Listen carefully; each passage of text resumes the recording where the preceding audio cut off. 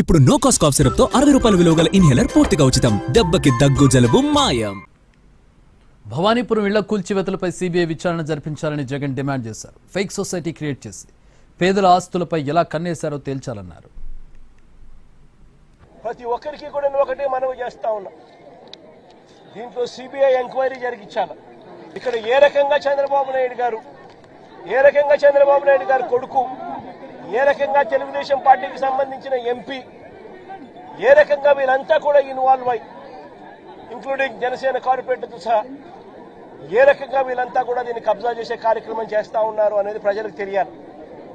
ఇంతకుముందు చంద్రబాబు నాయుడు గారు ముఖ్యమంత్రిగా గతంలో ఉన్నప్పుడు 2016లో ఒక ఫేక్ సొసైటీ క్రియేట్ చేసి 1981 డేట్ వేసి ఏ రకంగా పేదల ఆస్తుల మీద, పేద ప్రజల ఆస్తుల మీద ఏ రకంగా కన్నేశారు అన్నది కూడా ఇవన్నీ బయటికి రావాలి.